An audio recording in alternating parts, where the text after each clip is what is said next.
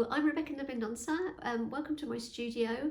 The reason for this video is to show you how you can prepare surfaces for working with pastels to get the colour that you really want. I'm just going to give you a bit of a snapshot of the experimenting that I've been doing in my studio over the last few days. And the reason I've been doing it is because I want my students who are going to be doing my pastel workshop of a head of a horse, I want them to be able to have the right colour surface to work on, because doing something quite complex like a horse's head, it can make your life so much easier if you have the right colour and the right light or dark of surface to actually work on. So I'm going to look at papers and how you can tint them. Oh, I'm knocking things over. I'm going to look at primed surfaces. I'm sure there are lots of other ways that I'm not going to show you, but this is what I do, and I just think it's always good to experiment. So I hope this helps if you're going to be doing the workshop, or if you're not, I just hope it helps generally with preparing surfaces that you can work on. So let's get started. This is a bit of a close-up of the surface that I'm going to be using. That is Winsor & Newton Windsor paper, it's called. I think it's called Windsor Universal paper. I've got my different kinds of pastel media I'm going to be using. The first thing I'm going to pick up is some charcoal, willow charcoal, and this paper I've got here isn't dark enough for me. It's a Canson meat tanned paper, and I think it's called Sand Cashew is the colour. So what I'm doing is I'm just putting my willow charcoal on and I'm smudging it in. What I am finding is actually I don't like that side of the paper, because I don't know whether you can see, but it's got a bit too much texture on for me. So I've already previously done it. This is a bit of a cheat, because as I was doing this one earlier, a helicopter went over, so I decided to cut out that bit of noise. So I'm also going to try to just refresh the surface by using a straight cut bit of thin plastic, which I call a refresher because it refreshes my surface. Now, in order to then work over it with my pastels, I want to make sure that I can work over it without the pastels becoming too muddied and dirtied. And you can see actually they go over pretty well, because sometimes you can try to tint your surface but you can't then work over it. And actually this very thin layer of charcoal, it's not completely ideal, but it's actually, can you see how I can build up quite a nice kind of series of textures with it? So that's one way of getting things a little bit darker. Another way to tint it is to use a pan pastel, and this is, I hope it's not all going to tip out. This is colour Red Iron Oxide Extra Dark. It's 23801 is the number. And again, this is a great way to get a very light dusting of colour onto your surface. And I don't want it to kind of have too many lines on. I don't mind it being a bit kind of smudgy, but I don't want the streaks all to be going in the same direction. So I don't mind if it's got a bit of movement in it like that.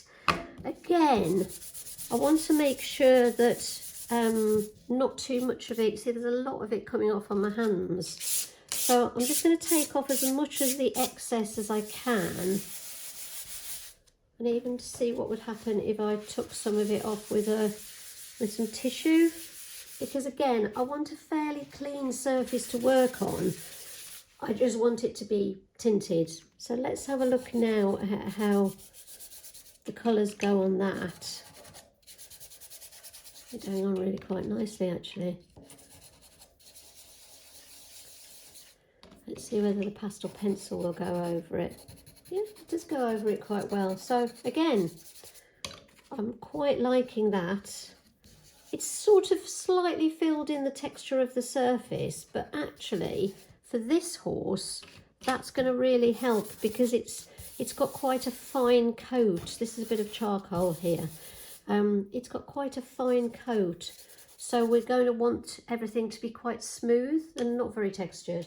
And I also did that sort of thing with a pastel, with a pan pastel, on some pre-primed Colourfix primer that I didn't use a dark brown for either. So again, I've got a tinted surface there, and some of it's coming off on the tissue, but actually it's a very workable surface.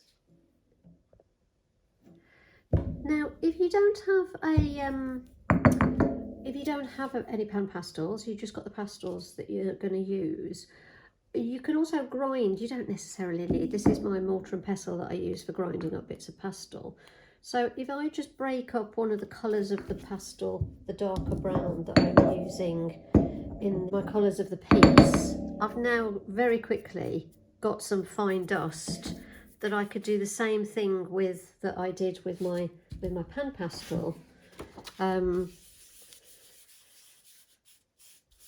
and tint it down. And of course I can make this whatever colour I like, because I've got other pastel colours that I can actually mix into it as well, so that if I wanted it to be a bit of a warmer colour, I can add a little bit of that more of a kind of burnt sienna colour to it, and slightly tint it.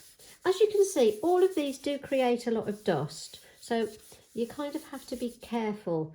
And I do have a air purifier, a dust extractor in my studio. I'll just kind of tip that to one side, and then give that a really good rub in.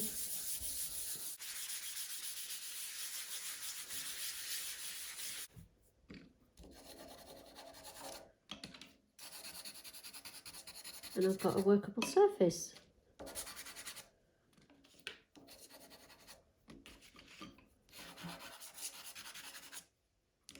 So that was just a little bit of ground up unison colour pastel. Now, a surface that those of you who know me know I love working on is Colourfix primer. And the closest Colourfix primer colour is burgundy, but I'm going to warm it up a bit by mixing a little bit of raw sienna into it. And I've also got a little bit of white.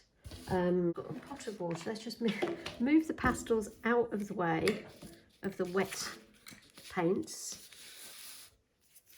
I'm going to dip my brush in a little bit of water, and then mostly use the Colourfix primer, but to just warm it up a bit, I'm just gonna, as I work, and I'm just dipping it into the lid.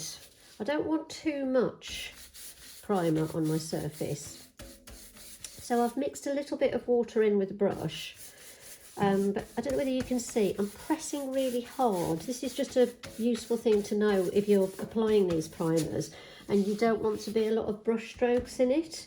I'm putting it on, I'm pressing really hard to get coverage, but with as little a little of the primer as I can. Just give it a little bit of a warm up with that. And I'm not sure I need any of the white really, but the thing about these colours is that they dry darker than they look when you're doing it. So it can really help to add a little bit of white in with them. There we go. And as I come off, as it dries, and you can see it's drying already, it's drying really quickly. As it's drying, I'm coming off with my pressure and I'm just stroking the surface very, very gently. Hardly any pressure at all as it dries. And because I didn't put a lot on, it's just it's just drying so fast you wouldn't believe it. And now I've got something that looks like it's got brush strokes, but actually it's really quite a smooth surface. So for any of you who've had problems with Colourfix primer, painting it on, or primers generally, that pressing really hard and then coming off with your pressure is a really good trick to use. Now, another thing that you can do if you don't have the right colours of a primer, but say you've got a white primer or you've got the raw sienna one, you can actually mix acrylics in with them. And I'm just using mostly just System 3 acrylics. I'm not really a great buyer of paint, so I don't have any great knowledge of which are which are the best ones to use. So I'm just going to put some of that on a palette. I'm going to put some of the raw sienna on, and then just mix some of the acrylic in with it as well. And you can see that's actually really quite a nice colour. It's richer than the one before. If I want to kind of neutralise it a little bit, make it a little bit more opaque, I can add a little bit of white into it. Now, the thing about this is that if you put too much acrylic in it, you'll end up with not enough texture. You'll end up with a surface that the pastel will just skim over. So this is kind of, there's enough primer in the mix to give it texture, because basically what this primer seems to have in it is a certain amount of pumice, kind of textured powder, which gives it that lovely surface that we need for the pastel to key into. So that's another thing you can do, is you can tint with a little bit of acrylic paint, or actually any water-based paint will mix it in with these primers as well. So a word about acrylic. This was a surface that as you can see, it's written here, just acrylic. I just put some acrylic paint on to see how that would behave. Because I was thinking, do I really need it to be that much more textured? And I found, I don't know whether you can see, when I put the acrylic onto that, it just slipped around on the surface, and I got a little bit of detail on. Oh, I've got a wet hand now. That wasn't a very good idea, was it? But on this surface it doesn't actually matter. But it just, it slips and slides around too much. I can't get depth of colour onto it. So I did try to do a bit of an eye, but I actually found it a really horrible struggle, and I thought, no, I really don't want to work on that. But what you can get hold of at the moment, if you're in the UK, is the Colourfix Primer clear version. So here is here's a piece that is just got acrylic on it to start with. And this is just kind of milky. I've washed my brush, so again, my brush is a little bit wet. I dip it in that and I just paint it over, and it's a bit like painting PVA onto to paint. You get that kind of what looks like a milky film. But if you brush it out, again, as it starts to dry, it gets a little bit, I'm just going to get rid of the excess that's on my brush now. As it starts to dry, it becomes less opaque. So I'm just going to do the same thing again. As it dries, I'm just going to drag my brush over very lightly, and I haven't got very much on my brush at all. Just drag my brush over lightly, and then that will gradually dry and lose most of its milky coverage. It doesn't lose all of it, so you kind of have to bear that in mind and incorporate it into what you're going to be doing. So I did a couple of samples here, where this one I worked on and I'd painted one layer of Colourfix. You can hear there's a slight kind of scratchiness to the surface, and the pastel started to go on. It did go on that, I mean, 100 times better than when it was just the ordinary acrylic. But I also did another one with 2 layers of Colourfix. So I painted on a thin layer, let it dry, and then I painted on another layer. And this is even more textured, and a surface that got even more key to it for the pastel to stick to. So I'm a great fan of Colourfix Clear, because you can kind of put it over any surface. Now, as I was producing my surfaces, as I was planning out this piece, it got me to thinking that it would be really nice if I could make my own primer. And I know some of you do this, but I've been meaning to do this for about 10 years. And what I bought was some pumice powder that is available. I think I bought this from Jackson's Art in the UK. It's made by, well, it's marketed by Colourfix and Son in London. And what it is literally is some powder. I'm being very, very careful about it because this is like gold dust. It wasn't that expensive. I think it cost me about 10 or 12 pounds for this pack. So what I'm going to do now is just mix up my mix with acrylic, and then I'm going to add a little bit of the pumice to it to just make my own primer, literally.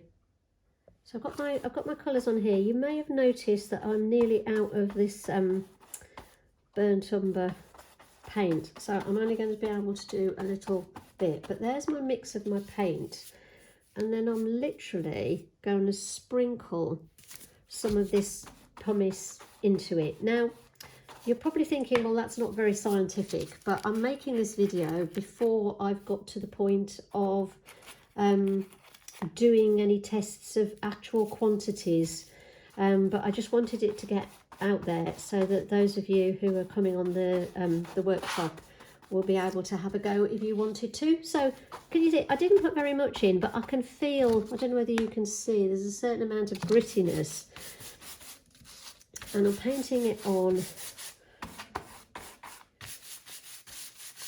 What I'm going to do is actually I'm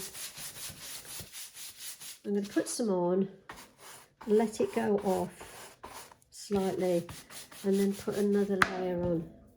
Okay, so it's not dark enough, so I need some more burnt umber. So I've added some more burnt umber to it. I reckon it's still got enough of that grittiness in it. I do find that if you paint on acrylic as a background, you get really you get a lovely kind of glow to your background if you put a couple of thinner layers on rather than one just heavy layer. Now I still feel it's a bit translucent, so I'm just adding a bit of I've added a bit of white to just make it dry back a little bit opaque. It's not necessarily to lighten it, it's to make it dry a little bit more opaque. So there we go, same thing again, coming off slightly with my my brush strokes to make sure that I don't get a very sort of heavily brush stroke surface. And I think that's going to dry back to be a really beautiful kind of rich brown colour. And this is one I did earlier. This was these were a couple that I did, and I've kind of made notes on the back of how much kind of whether I put much powder in so that I graded them, and I had a real go with different colour pastels to see whether I could get a real vibrancy, which I did, which made me very happy. And then I had to go with my actual pastels to see what sort of surface it was, and you can hear that kind of you can hear that this it's got that texture to it that the Colourfix primer had, and it also picks up, I can get some nice textures. I got quite a lot of detail into that eye using a black Conte crayon and my pastel pencils and my Conte crayons and my soft unison pastels. So I'm actually really excited about this because it gives me the ability to mix up any colour I want to. I just need to get my mixes right.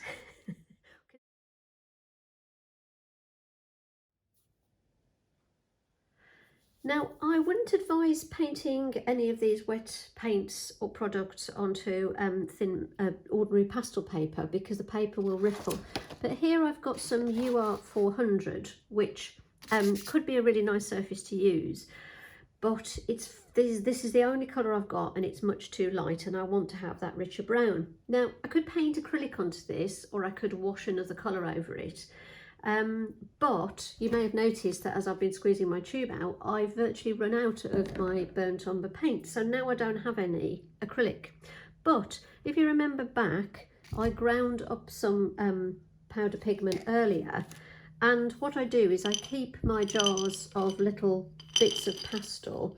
So I'm just going to select a couple of, I don't even know whether this is going to come out as the right colour. Let's see what happens if I grind those together, and I'm going to see whether I can make a pastel, make a paint out of the pastel dust Now I think that's going to be, it's going to come out as too bright a colour, but I'm going to pop some in there, and as you can see I'm not going to put much in because you'd be amazed how strong it is. So I'm just going to add a bit of water on my brush, and you can see how I immediately have got a paint which is actually incredibly strong and powerful. These are really lovely pigments that Unison Colour use. I could add a bit of my white or any other acrylic paint in with that if I wanted to change the colour. I'm only doing a little bit of this because I want to, there's just one last thing I want to do on this sheet, and I don't have a never-ending supply of surfaces to work on, because as you can see that's kind of, it's a bit streaky and I'm not terribly keen on the streakiness, so I'm just letting it kind of dry, and as it dries I'm going to do that thing where I try to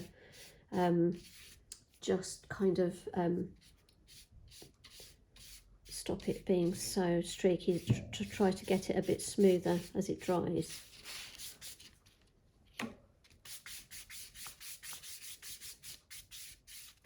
So I'm going to leave that as it is to dry, but there's one last thing that I wanted to show you.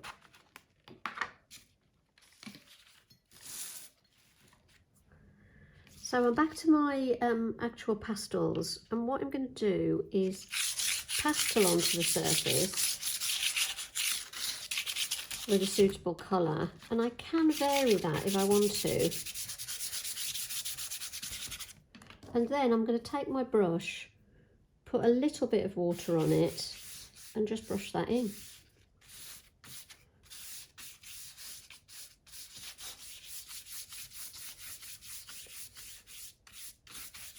Hey presto, tinted surface. So if I wanted to have more on, then I could have just put more pastel on to start with. I'm actually going to try an experiment now. I've just dipped my brush back in that pigment.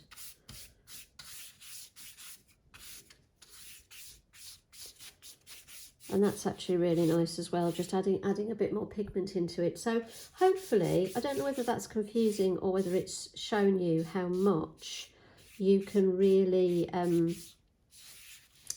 play around with creating colours of surfaces that you want.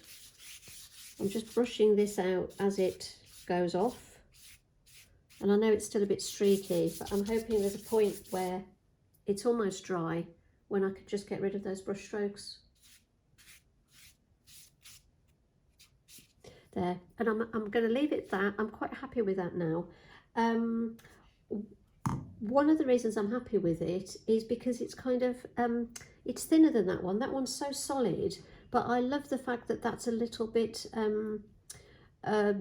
just kind of a little softer. So that will work really nice underneath a horse's coat.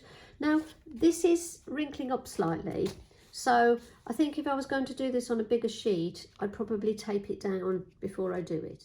Well, I hope that's been helpful. And I think it's interesting how easy it is to change your surface. You don't even need paints. You can just do it with a bit of pastel that you can turn into paint. So I would strongly advise you to do your own, have a go yourself. If you've just got paper, use the pastels or the charcoal. If you want to get a bit more adventurous, see what you can do with your other surfaces. The main thing is to remember is if you're going to paint these primers or paints on, I try to use a thicker card. This is just mount card that I get offcuts from my framer, because if you put it onto paper, the paper will ripple. I hope that really helped. Let me know if you've got any questions. Well, I hope you found that useful. There was rather a lot to think about. If you're interested in any of my pastel workshops, either online or in person, and courses that I do, take a look at my website. If you've got any questions, the best way to ask me is by email, because then you're much more likely to get an answer. So I hope this helps, and in the meantime, happy pasteling.